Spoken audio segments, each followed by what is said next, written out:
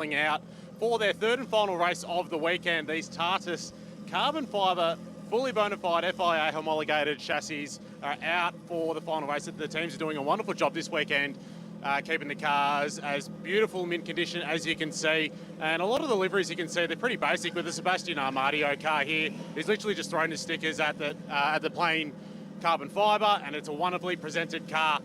These cars are very well proportioned. They really look good. They're low slung, and it's a great rebirth of the series, or the championship, I should say, in Australia. So the countdown is on to the third and final race, as we said. AGI Motorsport this weekend.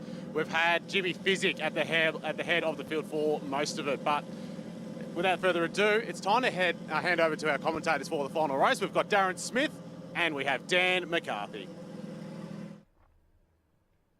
Thanks very much, Callum Brannigan. Got some time before the cars actually get away for their race start. So it's been a pretty good weekend for Formula 4 here as well. It's the curse, I guess, of Australian open wheelers. You're never going to get a massive field of them. Having said that, the field we've just had on track is of sizable proportions, but not just one there. There's John Paul Drake absolutely pinging, giving the shucker there. He has had due reason to be absolute pinging this weekend. The shopping centre supermarket man has had 3 categories to race in. He's been in his home turf of the Australian Prototype Series, also a guest driver in the Lamborghini Super Trofeo Asia Series, but I wouldn't be surprised if he straps in for another one of them. And of course, Formula 4 certified by FIA. He's been running this series now for 2 rounds, and I think fully committed to seeing the series out. So we're getting just a good look around each one of the cars as we wait for the cars to head out onto track. The Tartus outfit there is the safety car poised at the front of the field, which they'll go out, have a siding lap, come around and grid up.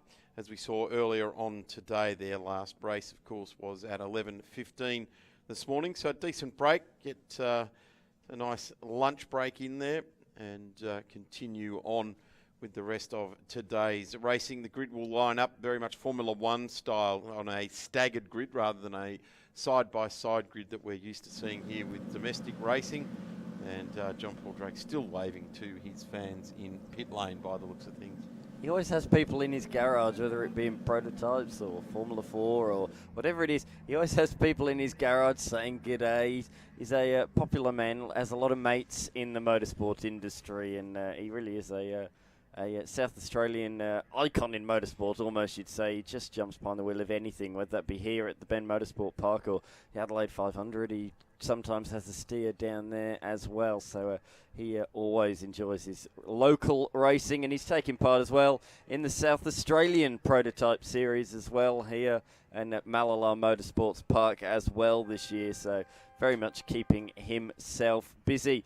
We should explain, as the cars leave the lane and head out onto the racetrack, there were 2 qualifying sessions yesterday, and qualifying 2 determines the grid for the final race. So for the first time this weekend, it's not the finishing order of the previous race that determines this grid, it's the positions from qualifying 2 alone. I have that in front of me. The Physick, the race 1 and 2 winner that will start from pole position, but the margin was only 0.3 of a second. As we look at where we are, we're just a little bit further south of the little town of Tailem Bend, and here is the recently built 6 years ago Bend Motorsport Park, now supported by Shell V-Power as they blast down to turn number 1. It's a long run down there into the really wide open turn number 1. You can run 2 wide, maybe in 3 wide around there and around turns 2 and into turn 3. It always produces great side-by-side racing. This is a great overtaking opportunity. The hairpin, turn number 6, one of the slowest corners on the track, and it's a fast approach there, which is why it makes for such good overtaking opportunities. The really fast sections, turn 7, 8, 9, 10, 11 and turn 12, Crofty corner, and then turn number 13. Up the hill, the blind corner, stalled on the final corner of Oran Park, but of course in the opposite direction. The stadium sections of 14, 15 and 16 and down and then back up into the really tight turn 17. Again, a great chance for an overtake, but we've seen even supercars drivers get caught out there. I remember an incident between Scott McLaughlin and Jamie Whincup several years ago. 18 turns, lap record held by John Magro, still set 5 years ago in a Formula 3 car. Tell you what, they're getting pretty close to that in Formula Open just a few moments ago. But now we turn our attention to Australian Formula 4. Revived this year after a few years away. It was 5 years ago that the Australian Formula 4 Series last ran a national round and then returned here just a month ago, and round number 2 here once again. Jimmy Pezik will start out of position number 1 for AGI Sport. So far this season, he's taken the wins in every single one. So he's 5 from 5. Blake Purdy, a South Australian, another South Australian. It's a South Aussie 1-2 on the front row of the grid. He will be really looking to challenge Pezik this time around. He did a really good job in race 1. He was only a couple of seconds behind. He threw everything at it. Didn't quite have the pace, though, to match him in race 2. He'll hopefully have found a couple of tweaks and can close a bit further up in this one. Nicholas Stati comes out of 3rd. He's had success all around the world in Formula 4 racing in recent months. And he'll come out of 3rd for AGI Sport. I spoke to him earlier on today. He was saying the car was just a little bit twitchy in the high speed for him. So hopefully they'll have dialed that out at AGI Sport and it's a bit more stable for him around the fast middle sector. That'll help confidence be built, and that'll help faster lap times and potentially a better race result. He beat Blake Purdy in race 3 here last round, so he'll be looking to finish inside the top 2 again. Seth Gilmore, the rookie, comes out of position number 4. He's leading the rookie class. He starts ahead of Sebastian Amadio, another South Australian. In fact, it's a 3rd row South Australian party with Amadio alongside John Paul Drake, who's won both of the Masters class races this weekend. He had a great tussle in the last race with Nathan Gotch. Gotch tried his best but came home just short. He'll be looking to take his first Masters class win of the season in this one. Imogen Radburn, she's performed really well in the 2 races so far this weekend. 2 6th places. She'll come out of position number 8. It's her debut weekend and she's done a really good job. A recent Formula Ford graduate. She'll be looking to move forward again as she has so far this weekend in this race. Jaden Hamilton for Tim Macro Racing in the bright red machine. He'll come out of position number 9. He's had a solid weekend. A couple of mistakes in the opening races. He'll be looking to have ironed those out now as he begins race number 3. He'll start alongside Mark Wilson and Tim Boydell, who did not greet the checkered flag in the last race. Certainly, definitely going very, very well as Imogen Radburn. She'll be racing at Phillip Island at the end of the month in the 3rd round of the Victorian Formula Ford Championship. But this is one of those toe-in-the-water type of exercises to see if you can make it work, make it stick. And keeping the car all in one piece is very, very important in these situations. Any one of these drivers would like to emulate the likes of Tom Randall or Nick Rowe, or Will Brown, Lewis Leeds, Jaden Ojeda, who have all gone on with it. OJ certainly loving the Easter weekend in the BMW over the last couple of years, but certainly those drivers were the names, I guess, that we're familiar with. Also a potential Formula One debutant coming out of that as well with Liam Lawson, the New Zealander. So we'll see how that starts to transpire, but certainly 5 years of competition in Australian F4. It was much maligned, but we come along with this rebirth of the series and it fits in very, very nicely indeed into the Australian motorsport landscape. But certainly these drivers are in a bit of a hurry to get their careers going, and hence why they're involving themselves with the local F4. This is something that transpires all over the world. So that in itself is extremely helpful to any one of these drivers and their career aspirations.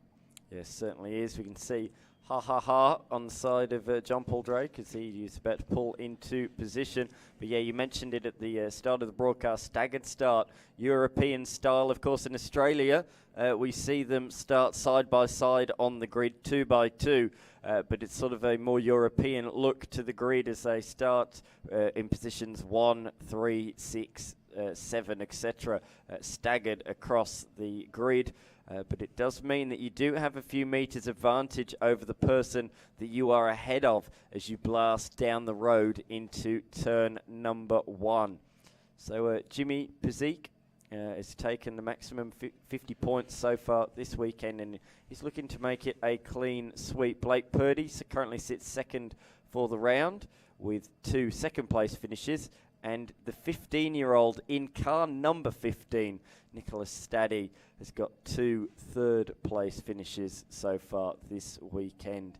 Amadio and Gilmore had a battle in the opening race of the weekend. So what can Amadio do in this one? Going to be fascinating to see what he can do this year. They are using a different chassis to what they have in the previous iteration of the category.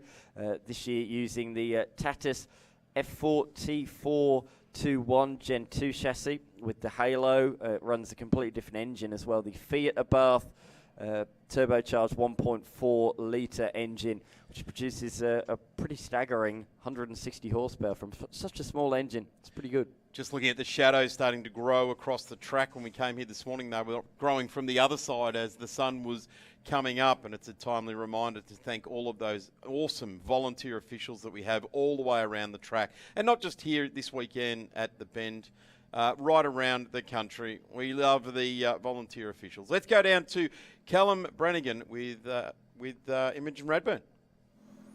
Thank you, Darren. Down here with Imogen Radburn. Final race of the weekend, but how are you finding your time behind the wheel of a Formula 4 here at the at Shell V Power Motorsport Park? It's been a really good learning experience. It's very different to what I'm used to. Obviously, I'm usually in a Formula Ford, and the rear usually comes around, but these things just stay planted. So it's been a really good experience, and I can't thank AGI enough for the opportunity. So what's the game plan for the final race? Are you going to send it? Yeah, just keep pushing out clean laps that we've had all weekend and see where that leads us to. Thanks, Imogen. Thank you. A very, very clear program this weekend. Get an experience, learn about it, see if you enjoy it, and keep it neat and tidy. And good there. I'm glad she mentioned a big thank you to AGI Sport, because these opportunities can be given to anyone, and she's been handpicked to have that opportunity to drive one of these cars. And I think she's rewarding them so far with a a clean lot of racing. You know, the only thing she's going to wear out is brake pads and tyres. Nicholas Staddy there, just adjusting his mirrors, making sure it's perfect for him as he blasts down to turn number 1. He needs to be looking left and right, although, let's be honest, he'll be looking ahead of him to the front row of the grid. Purdy and Pezik. Callum, I believe you're down there with John Paul Drake. 2, 1. JP Drake, you're pretty much running your own endurance event this weekend, doing 3 times the amount of racing that a lot of other people are this weekend. But final race of the weekend, what are you going to do? You're going to send it? You're going to go hard? What's the plan? Well, I've come this far. I'm definitely going to give it a send. I've had a battle royale with Nathan behind me the whole bloody weekend, which has been fantastic. Got a couple of kids up front here. They're getting a little bit too smart for their own good, so maybe some of these old dogs are going to keep these young kids a few tricks or two. And it must be good putting the old purple suit back on for the final. Yeah, the purple suit does feel a bit more of my natural habitat, and the only thing I'm concerned about is I've got a broken helmet here. I think that aerodynamic's going to cost me a few seconds. Plenty of excuses. Thank you, JP. Thank you. What's that? I love it. He got him stitched up, Callum Brannigan, on JP Drake.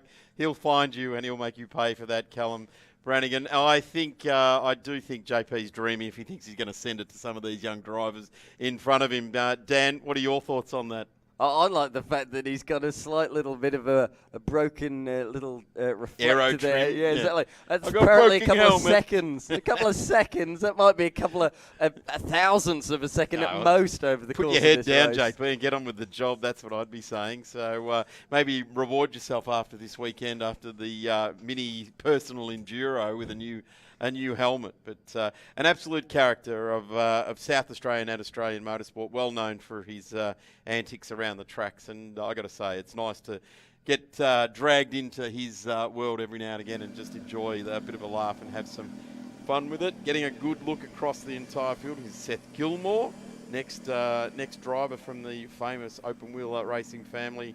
Gilmore's out of Queensland, and that is the AGI Sport car that he is going to be driving. A very impressive hue of matte blue, isn't it? The metallic matte blue, the AGI Sport. You know they're out there. Very, very similar, actually, to the local team over many, many years that was so successful out of Adelaide, BRM, with what they did in open wheelers.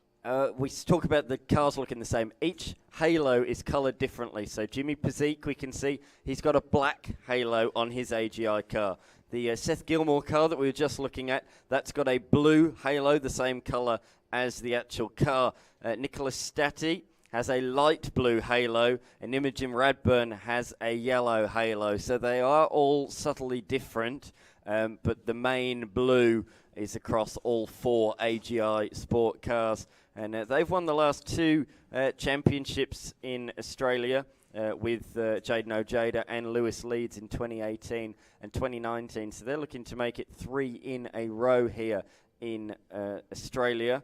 And they've got off to a good start, that is for sure, with this man on the screen, Jimmy Pezik, leading the way in the Australian Formula 4 Championship early on. Talking about the volunteer officials around the track, what about our cameraman? There's the big peace sign from our cameraman up on the tower. A couple of fans up there realising they're on the big screen TV. Big shout out. Well done to all of you for coming out to the SAM Champs, the South Australian Motorsport Championships. We're enjoying that here at Shell V-Power Motorsport Park and across to Malala as well for a couple of rounds this season. But I hope you enjoy it. And if you can't be at the track, checking it all out via the SAM Champs and the Blendline TV YouTube channel. Cars waiting down on the area. You get the feeling this is a big countdown to a race, isn't it? We could set the lights off now and get some racing underway with the Formula 4 certified by FIA in accordance to the FIA regulations. And if you've ever been to a Grand Prix, this is pretty much how the start of a Grand Prix plays out. All the guests come out in the grid and they walk up and down. Martin Brundle offends a celebrity. See if we can't get Callum to offend someone down there before the end of the day. He already has. He has, that's right. He just offended JP. Got our own Martin Brundle with us this weekend, and we didn't know it prior to the commencement of this race. So visors are going down. The final siren has gone. Everybody has been told to evacuate the grid. We are moments away from the final race of the weekend in Australian Formula 4. As we can see, they're being all waved off the medical car at the back of the field with the headlights on. So that engine has just been started behind 11 Formula 4 cars. More volunteer officials. We could not do without them. They are the absolute heartbeat of world motorsport, not just here in Australia. Every race meeting needs a group of volunteers to put it all together. We've got the safety car driver and the safety car observer and radio operator. They will be volunteer officials in the Motorsport Australia realm, and certainly plenty of training. You're not just thrown out on a racetrack to do it. There's lots of training, and there's certainly a hierarchy of command that comes into these sorts of events. So a very big thank you to, right around the world, the FIA volunteers, and in this situation, the Motorsport Australia volunteers. Cars are now underway, moving around. Let's confirm that grid. The number 93, Jimmy Pezik, in the Icon AGI Sport outfit. Blake Purdy for Nippies, the best orange juice ever. The Jam Motorsport race team 48 there. The number 15, and Nicholas Stadi for AGI Sport. A guy who really in this field has got a great amount of experience there as well. Seb Amadio from Amadio Motorsport and Amadio Wines.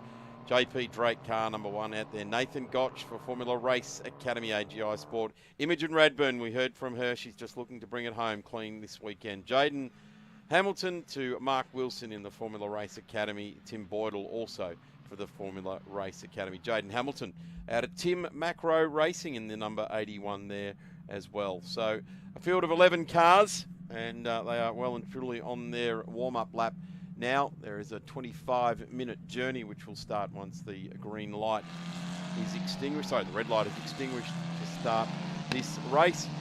And we are not too far away from getting underway. Blake Purdy holds the lap record, which was set earlier today. And that is a 150.2433. It was a good time, wasn't it? Set in pretty overcast conditions earlier on. It's brightened up a little bit this afternoon, but temperatures are still pretty cool out there. It's 3:46 local time, a lock up there for Sebastian Amadio, trying to get warmth into the brakes and making a flat spot potentially on the front tyre. You don't want to do that. But yeah, 3:47 local time, so only a couple of hours until the sun is completely set and will be in darkness. So it's very much in the evening, or heading very quickly towards the evening now, as we look at the pole sitter, number 93, weaving left and right, trying to get as much tyre temperature in as he possibly can. He, as we say, drove in British Formula 4 last year, did an immaculate job. This year, he just wants to show himself on the Australian scene, show what he can do, and try and get a bit of money, a bit of backing behind him. And boy, oh boy, I'd certainly be backing this kid. He is a talent of the future. Look out for the name going forwards. Jimmy Pezik comes out of position number 1, and the 11 cars are now coming around the final corner onto the straight as we look at Boydell, who makes up this 11-car field. I can hear them from outside the commentary box, hard on the accelerator, hard on the brakes, trying to get as much temperature in as they possibly can. So that is the view that they have down the pit straight. It's the number 93 from the number 48, Nicholas Statti, in car number 15 with the bright blue halo. Will start out of third. Revs are rising. We are about to go green, and we have done. Oh, Seth Gilmore bogged down a little bit there. That's allowed straight away Amadio through, and also John Paul Drake bogged down as well, and Gotch took that position. Very defensive from Nicholas Statti. He's coming under pressure from Amadio, who made the best start of everybody in the field. He got Gilmore, and already putting Statti under pressure into turn number 1. John Paul Drake definitely did not have the start that he would have wanted. He's dropped back a little bit as they exit turn number 3 and head down the hill towards turn number 6 now. Pazika's bolted early. He's got a little bit of a margin already over the number 48 of Purdy, but it's a fight for third where they're tight. It's Statti, Gilmore and Amadio nose to tail. This is a fight further back.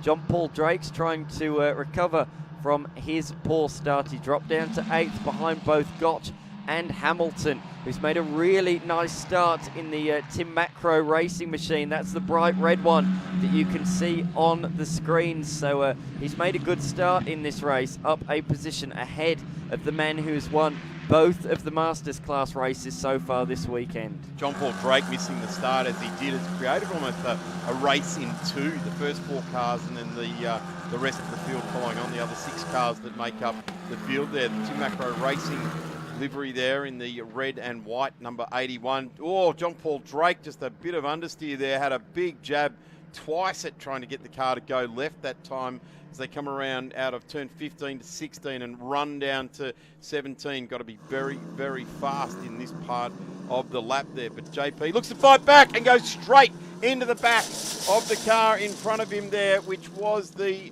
Tim Macro Racing car. Sands front wing now on car number 1. I wonder if that's a bit of fatigue starting to slip in, and oh no, that car's beached up on the ripple strip there as well. No rear wing on board and some bent in rear wheels there. So John Paul Drake into the back of the 81, Jaden Hamilton, and that car not taking any further part. John Paul Drake, I would suggest, would come down the lane and possibly be a retiree in this one. That was an absolute clobbering. I don't know if it was John Paul Drake just going in a bit early, a bit hot, sorry. I think it probably was. Hamilton may have broken a little bit earlier and it's certainly caught out the man behind, and John Paul Drake has hit him at an insane rate of knots, lifting the two wheels in the air. The front wheels of John Paul Drake flying high and coming to a crushing blow back down to earth, and done significant damage, ripping the front wing off the number 1 machine, and with the rear wing, and damaging the whole rear gearbox and everything on the tail of the number 81. As you say, we've gone safety car, and there's going to be a bit of a recovery down there at turn number 17. So here is what happened then. So number 81's under brakes, and you can see John Paul Drake just couldn't get it slowed down, and he's plowed into the rear. Did the 81 have an unreasonably large amount of brake on there? It seemed to be hauling up very quickly. It's like a big extra push on the brakes there, because JP arrived. So, yeah, I don't know about that. But anyway, he's a tall dude and gets out of the car. 81 substantially damaged there as well, and beached up on the ripple strip, being guided away by the officials. He'd have known absolutely nothing about that until the moment of impact, and what an impact it was. That car is certainly looking worse for wear, shall we say, down there at turn number 17. It took a real clobbering to the rear, and that's where all the driving is done. Rear wheel drive, of course. The gearbox back there as well, so that's really not what you want to see. It's been such a clean weekend from these guys, and a real shame that has occurred so early in this final race. It's certainly going to need to go onto the tilt tray, and we can see out there weaving left and right down the straight, just trying to get warmth or keep warmth into the tyres down the pit straight. So lost a couple of cars then in this one, because of course John Paul Drake has come into the lane. We can see it down there in the lane. He's out of the car too, so it's Stricken in the lane there, sands the front wing.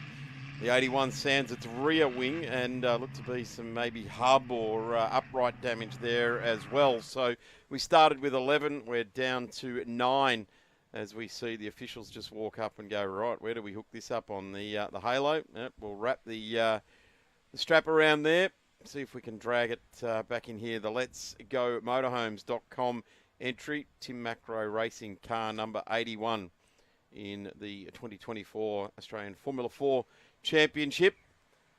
Cars continuing around under the safety car. Yeah, absolutely. So at the moment, it's Jimmy Pazik that leads the way ahead of Blake Purdy. Third position is Nicholas Statti, who's only 15 years old, and he's done so much already in his young career. From Perth, over in Western Australia, he's raced for AGI Sport not only here but overseas as well. He kicked off his open wheel career in November last year, racing at the Sepang circuit, which is where this series will conclude in a couple of months' time. He did a couple of rounds of the Southeast Asian series over there. He scored fifth place in the rookie standings with an outright win in the penultimate race of the series in Sepang, so he's certainly going to go into there with some form, that is for sure. He'll be very much looking forward to getting back to Malaysia and seeing what he can do around the former Formula 1 track. But yeah, he's continued to race with AGI in the United Arab Emirates Formula 4 Championship, where they have over 40 cars. It's an incredible championship that they have over there in the United Arab Emirates. And yeah, since the last round, won the opening race of the US Formula 4 Championship, and went on to win the round as well. So a really good start for the young 15-year-old in car number 15. And then so far this season has been a mark of consistency. This is what happened then. John Paul Drake just in far too deep, plows into the back of the innocent number 81 of Hamilton, and yes, some significant damage to both machines. Piece of wing left sitting in the gravel trap there. It looks as though our recovery crews, still double wave yellows being used down there to give the drivers well warning that these cars are recovering. The Manitou lifts that Stricken F4 onto the flatbed, and we will be underway, I would say, another 2 laps under safety car. It is now on the back of the tilt tray.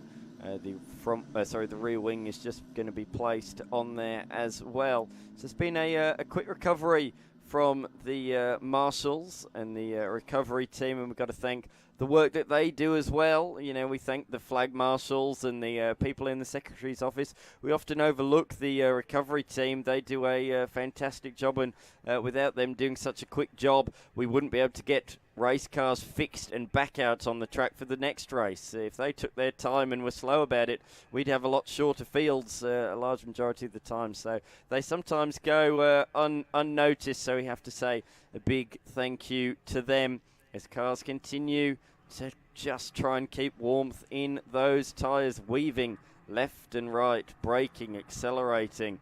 And you can see the field, all 9 of them, nose to tail. Let's run you through the grid then, or the field, I should say. Jimmy Pazik out of first, ahead of Purdy and Statty. Amadio moved up ahead of Gilmore at the start of this race. Gilmore still leads in the rookie class. That's the red box, and the reason why he's red. So all people new to open wheeler racing this year have a red box on the side of the screen. So he's leading in the rookie class. Then it's first of the Masters class entries. The blue boxes indicate it's for the elder statesman, and it's Nathan Gotch who leads that at the moment. And he's got his best chance at taking a Masters class victory this season. John Paul Drake's won 3 of the 5 races. Mark Rosser isn't here this weekend. He won 2 in the opening round. This is Gotch's best chance now to try and take his first victory in the Masters class. He's ahead of the very promising young Imogen Radburn, and there she is on the screen at the moment in the number 29 machine. She has already moved up a position on this start, and she will restart ahead of Boydell in position number 9. Of course, John Paul Drake and Hamilton are both out of the race after that spectacular incident down at turn 17. Let's put the TARDIS FT chassis under the microscope. The F4 T421 Gen 2 is its actual name. Carbon fibre monocoque composite to the FIA F4 2021 homologated TARDIS Halo FIA homologated. Carbon composite front, rear and side crash boxes. The FIA Formula 4 Gen 2 homologated extrication seat FIA standard. All of these are new bits of technology for Formula 4. The steering column is FIA homologated for collapsibility and side loads. The roll hoop FIA homologated, which is nice. You don't want to go over and have something that's Jimmy built, do you, or Johnny built, or whatever it might be. Yes. Jerry built. The C-belt, SAR-belt, Darren safety built. belt systems. My stuff I built is very good. Hand system, the CM might not be FIA homologated, but it's good. Extinguisher, electronically operated and removable head protection system. Of course, we've touched on the Fiat Abarth F413T turbocharged 1.4 litres, 160 horsepower with the Auto Technica Motori engine tuner and the electronics by Magneti Marelli, as you'd expect on anything with Fiat Abarth in it. LCD dash, data acquisition also via the Magneti Marelli system, and a SADEV 6-speed paddle shift gearbox as the cars line up all perfectly, almost vernier distance between each other. That is very good indeed. Line up behind each other. We go this time without John Paul Drake, and we leave the 81 of Hamilton as well aside. We've still got 13 minutes and 22 seconds remaining in this race, so sneaking up to half race distance, of which the last 2 laps have been under safety car. The snake wiggles its way down the straight. The 93 of Physic with Purdy in behind. This is the opportunity for Purdy to go with Physic this time around. Statty to go with Purdy. Amadio to go with Statty, and Gilmore to remain in touch with them as well. And that is what is happening right here, right now. Imogen Radburn with the yellow halo. I saw she made a great start, a great run out the final corner, and she's got Nathan Gotch. So she moves up into position number 6. The good news, though, for Gotch is he still remains at the lead of the Masters class, as Seth Gilmore is looking to reclaim the 4th position he had on the grid. He lost out immediately to Seb Amadio, and he's trying to fight back and reclaim that place. So those two fight as they head down the hill towards turn 7, 8, and 9. Here's Imogen Radburn, who's made that move on Gotch and quickly pulled away from the veteran open wheel racer. And we can see around turn number 12, Amadio slightly pulled away from the driver behind of Seth Gilmore. A bit of a lock up there for Staddy into turn number 13, manages to keep it on the road. Just about. That was a strange moment. You don't see people lock up into 13 often. No, there's been this weekend actually here at Shell V-Power Motorsport Park has had some strange phenomenons that we haven't seen in the racing years in its short history since 2018, particularly that exit of 15 where we've seen so many cars coming off there as well. I'm pretty sure it's getting onto the painted surface on the outside edge, but it's never been an issue in the past. No, it certainly hasn't, and we saw the first ever spin as well on the straight between turns 12 and 13. We'd never seen that before, had we? That was a spectacular spin in the Lamborghini Super Trofeo Asia race. That's right, a spin in the straight. Yes. The hand of God came down and spun the car around. Down into turn 1, the 22 is defending. Amadio is coming under pressure from Seth Gilmore. These two had some great battles in the opening round for podium positions, really, or just outside the podium positions in 4th, and it's 4th that they're fighting for again here right now. They haven't been so close this weekend, but they are right now. You can't separate them. Amadio defending once again down into turn number 6. Gilmore is right there to pounce on any unforced error the South Australian makes. Amadio ran last round in the number 22 car, but has a new livery, the black and red livery. Quite simple, but the red stripes really bring it out, and it stands out as the Amadio Wines sponsored machine.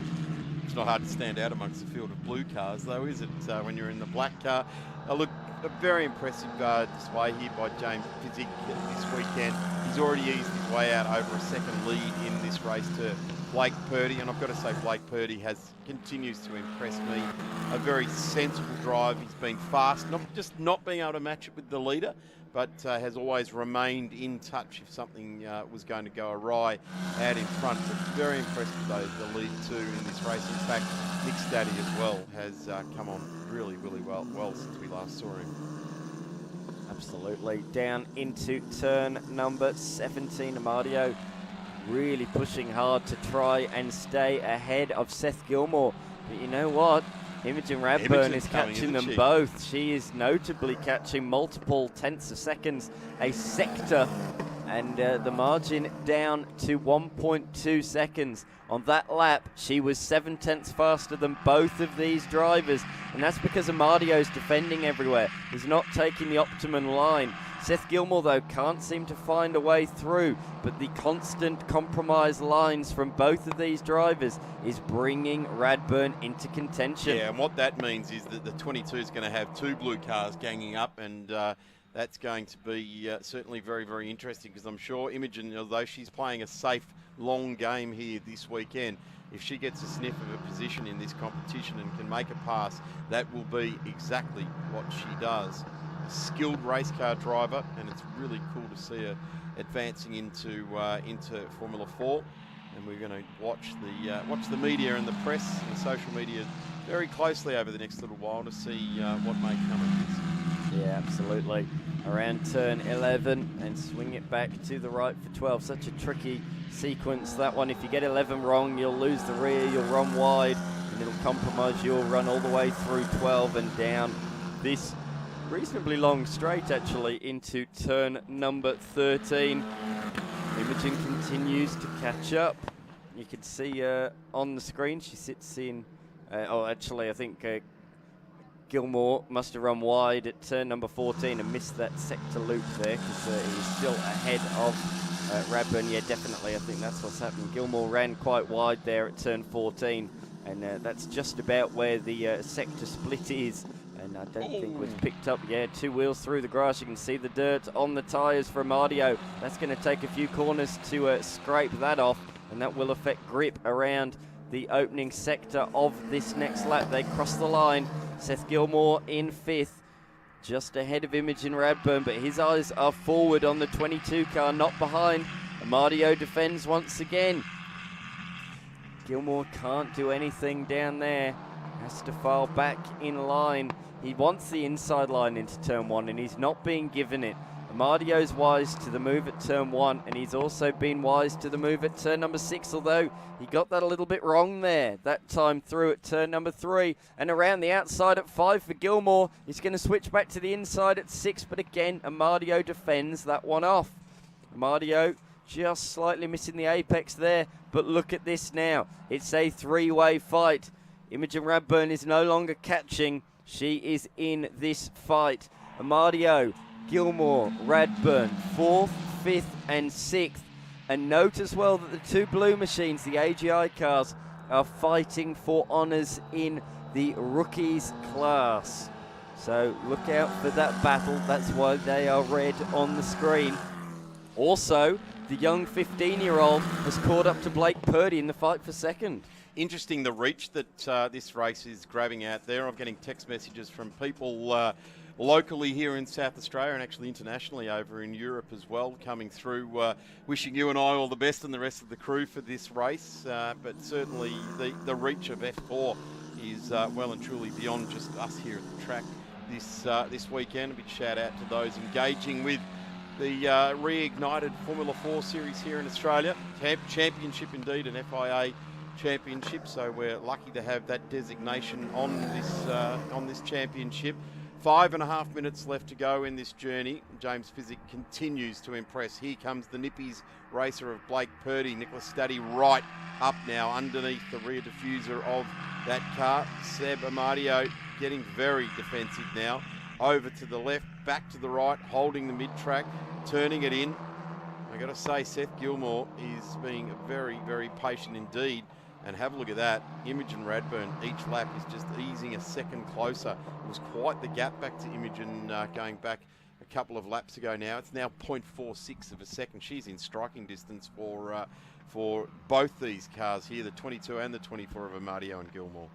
Yeah, she caught them about this time last lap. She didn't have a clean lap entirely last time through, so she's lost a couple of tenths that last lap, but she's certainly there or thereabouts. I think she's regained that in the opening half of this lap, and it is, as I said, 1 lap ago, a 3-way fight for position. Oh, she's fighting the car there through turn number 10. You don't want to have a tank slapper moment at that sequence of the corners. It's such a tight, fast section of road. If you make a mistake there, it's a 1-line groove. You'll be in the marbles and you'll be out through the grass before you know it. And that's one of the things we spoke about a little bit yesterday, was this might be a new venue, but unlike a lot of new venues, it's not got acres and acres of tarmac off the exit of the corner. It's got grass, it's got gravel, and it will catch you out. Yeah, it's a circuit with consequences here. There's safety to bring it to the specification that it is at.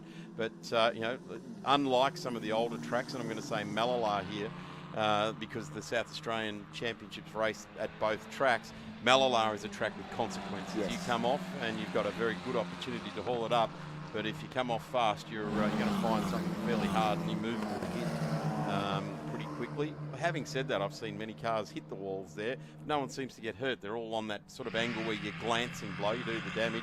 Have a look at this now, the 24, well and truly weighing in on it. Hold strong there, Seth. The corner goes the all way next time around, gathers it all up. But what that's done now is brought these 3 cars all in immediate contention for that spot on the road that is currently being held by Seb Amadio, Seth Gilmore, Imogen Radburn, just in the mirrors of these cars now. And I would suggest that Imogen is not going to sit back with only 3 minutes left to go here. We might see her turn up the pressure on these 2 rookies in front. Absolutely, as they exit turn number 6. That was the closest that Gilmore's been. Oh, and he has another look there at turn number 7. But this is the closest he's been all race long on this lap. He is really, Amadio jostling away at the wheel there, trying to keep it in a straight line. He just about did so. But that was really a real tail-happy tank slapper moment there through turn number 10. Although he has slightly broken away from the 2 AGI Sport cars. I don't think that'll be for much longer. He is working so hard to keep that thing just facing in a straight line at the moment.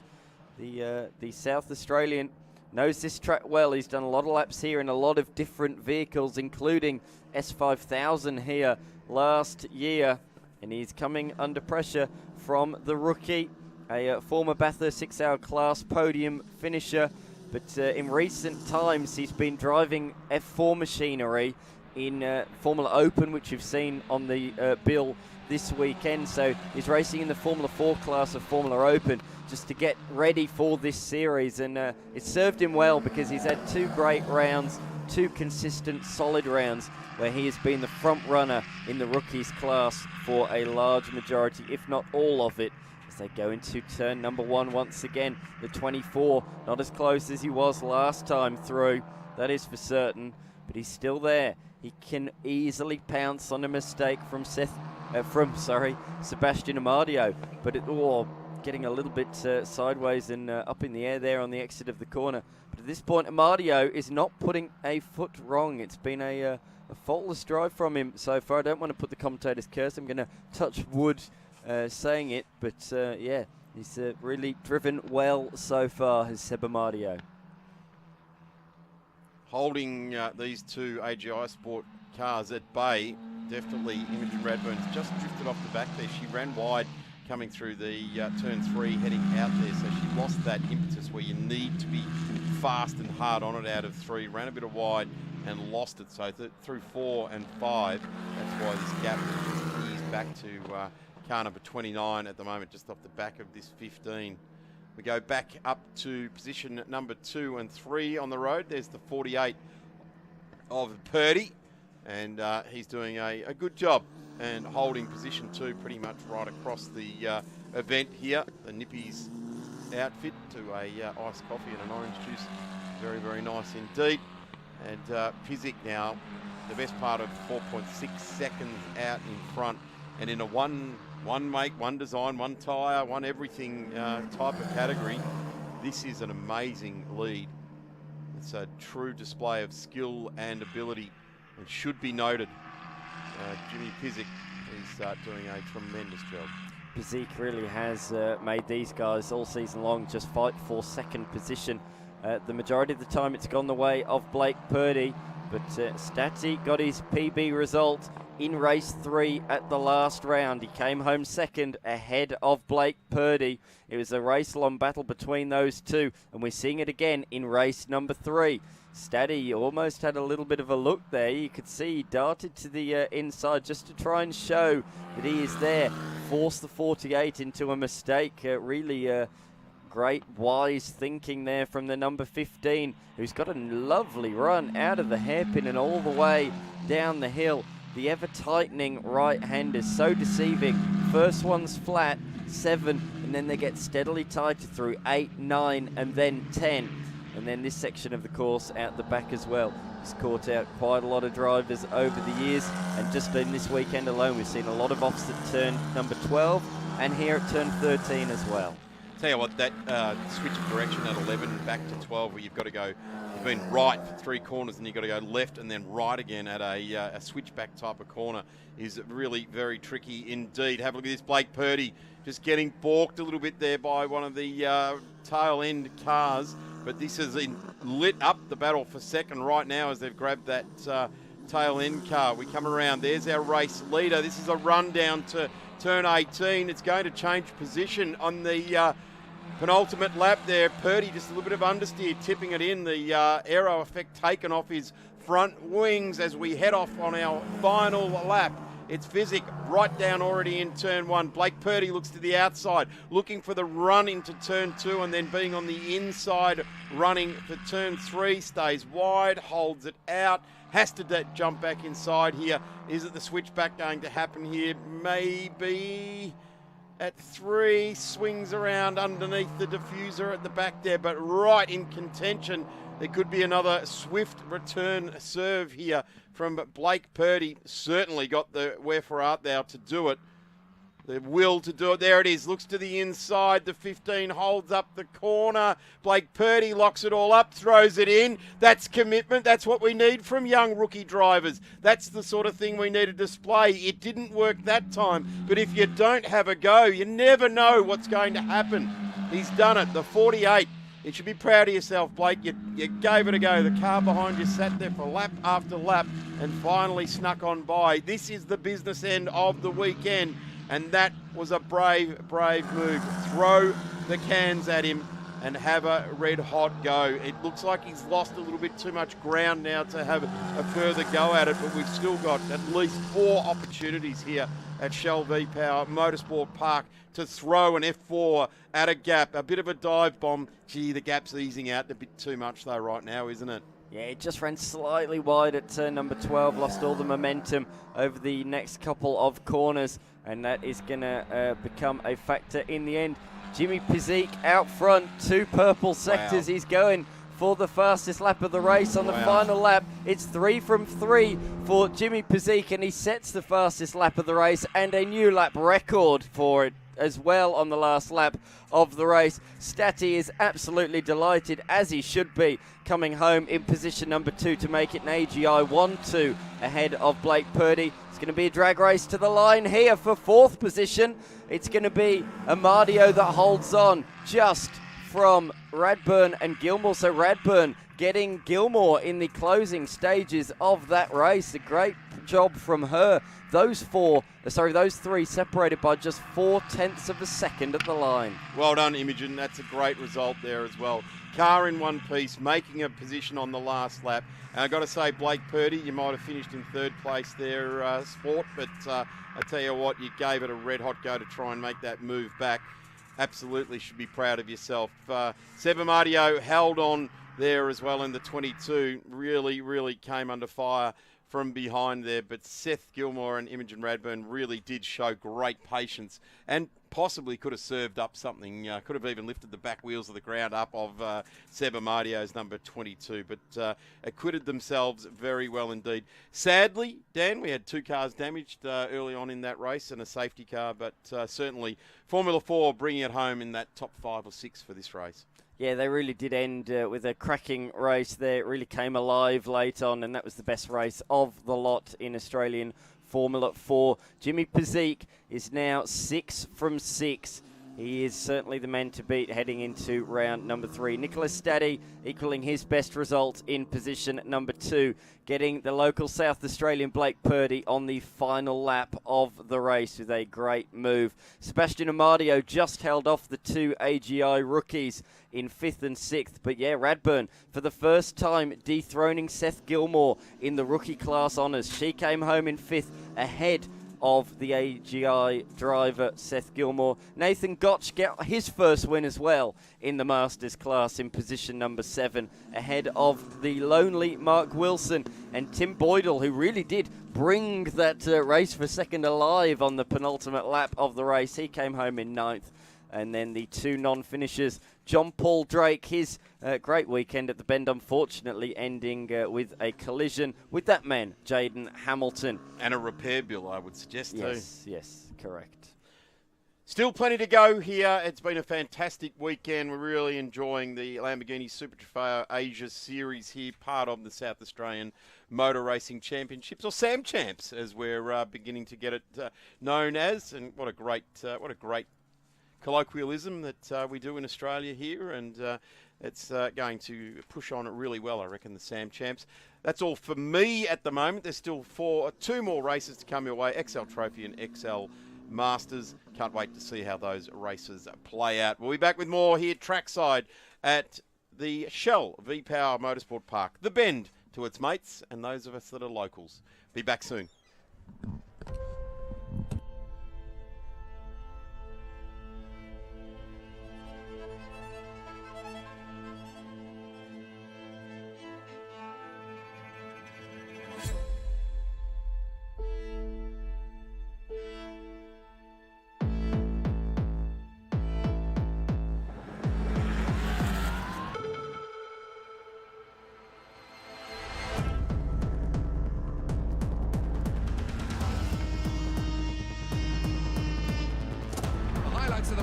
going to be playing